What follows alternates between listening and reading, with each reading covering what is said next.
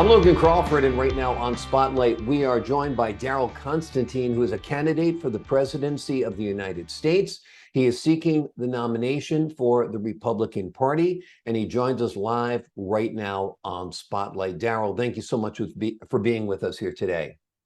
Logan, thanks for having me. Always a pleasure. My pleasure, my friend. Good to see you.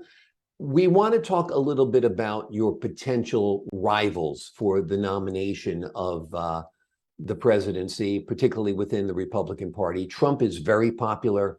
It seems like it's his if he wants it. How worried or concerned are you about his voters? Well, I think Trump certainly got a pretty substantial head start on the party, but I'm a pretty quick runner and I'm not too worried about catching up to him. I think we'll be able to do that. And I think that there's a little bit of a misunderstanding about, or perhaps a miscalculation of the strength of that Trump base. I think that when we look actually historically, we look at that 2016 election, we unpack what happened there a little bit more. It's a little easier to understand. But the issue here where the Republican establishment really kind of, as usual, demonstrated their incompetency, they just had too many guys in the arena. You had guys like Jeb Bush and John Kasich that, the voters were clearly just not interested in, and they held on way too long. If the party had earlier on, if they had rallied around someone like Marco Rubio, almost certainly he would have beaten Trump rather comfortably. So the notion of Trump took on 18 or 17 top Republicans and won, it's true, but it's a little bit of a misrepresentation of reality, because actually in an election where you're trying to get a group in a primary, having more contestants actually makes it less difficult to win. And what Trump did was he leveraged this little chunk, this slice of the pie that he started off with, 10 to 15%. And they were very passionate followers. And that just kind of, that slice was enough to hold on and carry on. And a lot of people that originally there was this very large never Trump, no Trump group, and they probably were actually a larger percentage of the electorate than his initial group, but they eventually had to kind of come along and accept it. And never Trump, when it was up to a binary situation of Trump versus Hillary Clinton, they said, okay, Trump. And I think a lot of these people, they ended up pretty pleased with what he did, because he was very similar to what we've had in the past from Republicans. So there's a base and he's kind of sitting over it. But I think that when you put some pressure on it, I think the notion that it's all passionate MAGA people, I don't think that's fully the case. Things do change. Mitt Romney had a very strong base, and these people, very unlike Trump, they ended up being Trump supporters. And this type of thing can occur. Now we look, Mitt Romney is not so popular.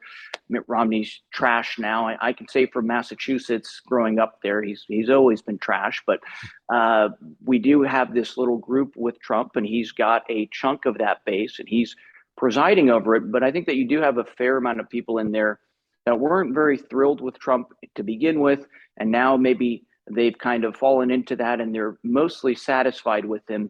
But I would say that at worst, these are people that remain open-minded to a new message that I feel confident will demonstrate itself to be a much stronger reaction and a more appropriate and timely reaction to the issues facing the nation in 2024. Daryl, let me ask you, would you consider President Trump as your running mate if you won the nomination? If not him, who would you consider? And let's look ahead to your cabinet if you were fortunate enough to win. What members might you appoint, and what would your Supreme Court look like? Well, I wouldn't preclude Trump, but I think it would be difficult to foresee a scenario, probably from both sides of the fence, where that would work out. That's kind of a decision that we'll look at more after the primaries and kind of see the landscape of the Republican Party. Sometimes there is a little bit of bringing the tribe together that's needed there. So that particular question, I can certainly tell you it'll be someone that'll be aligned with me on the core values and the core mission of the campaign. But that's something in particular we'll get to. In terms of the appointments in the cabinet, some things I can tell you. The other night, actually, we were sort of talking about the tragic downfall of Tom Brady. Ironically, the other side of that, Bill Belichick, is a person I've sort of offered first right of refusal as Attorney General. He has demonstrated a tremendous level of character and integrity over a 20-year plus period that the American people have seen him lead that team together. So he's someone in that position, integrity, character, someone that's very fair-minded and judicious. That's the kind of person that we want. I really can't think of anyone better suited for that than him. Some other things, press secretaries, I'm probably not going to go in the direction that we've gone in the past. A lot of times Republicans will look for a kind of a charming young lady to put out there. I think that the media, particularly the media from the left, has really become so toxic and abusive that it's kind of inappropriate, I would say, really, and kind of unfair to put a young lady in that position.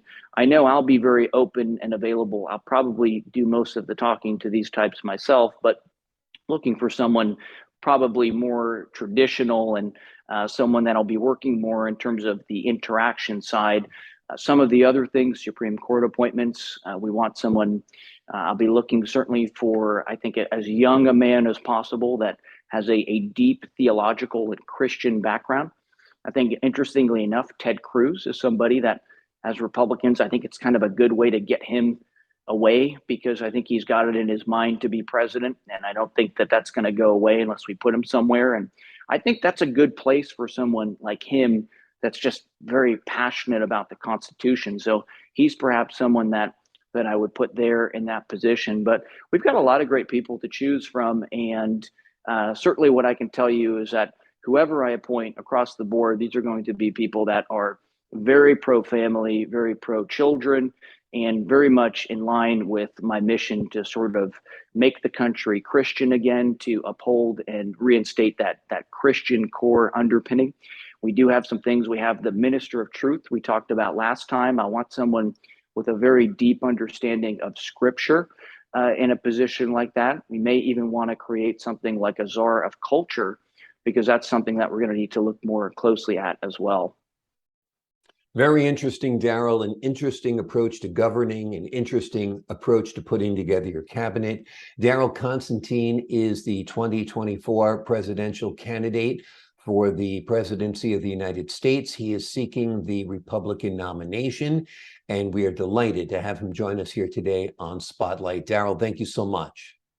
Logan, thank you so much. God bless you and have a lovely evening. God bless you. And to our viewers at home, I'm Logan Crawford, thanking you for your time this time. Until next time on Spotlight.